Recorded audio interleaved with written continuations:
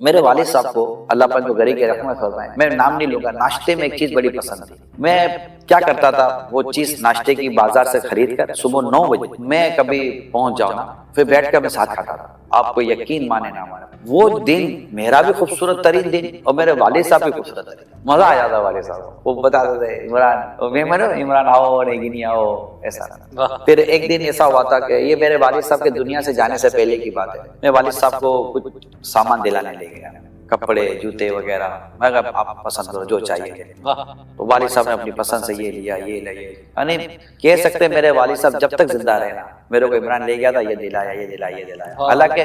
جو کچھ ہوتا ہے سب باپ کا ہی ہوتا ہے۔ پھر ایک دن اپنے والد صاحب کو میں گاڑی میں بٹھا کر کچھ کھلانے کے لیے لے گیا، ابو یہ کھاتے ہیں۔ اسی طرح میرے بڑے بھائی اللہ پاک کو غریب کی رحمت کرے وہ بھی دنیا سے چلے گئے، ان کو بھی ایک دن میں گاڑی میں بٹھا کر لے گیا تھا کہ بھائی جان حلوہ کا کھچڑی کھا رہا ہے۔ کیا بات، اب یہ میں صرف آپ کی ترغیب کے لیے کہہ رہا ہوں، اس طرح مطلب کسی اور لمحے بھی کبھی بھی آپ یہ کریں گے نا، کچھ لا کر اپنے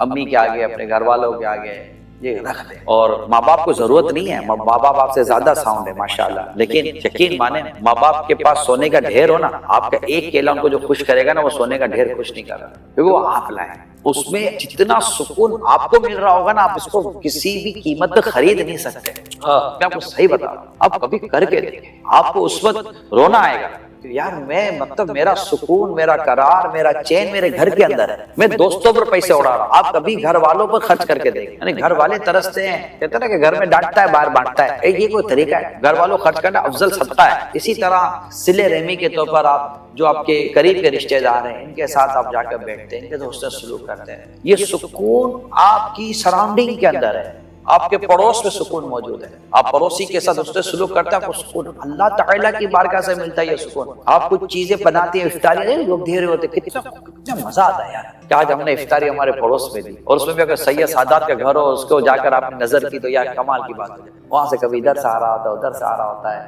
کبھی کسی کو کبھی کسی کو بھی کسی کو۔ یہ سکون یہاں ہے، سکون گھر میں خاندان میں فیملی میں مسجد میں قرآن کی زیارت میں قرآن کے پڑھنے میں تسبیحات میں ہے، اور ایک قناعت والی سادگی والی زندگی میں سکون ہے۔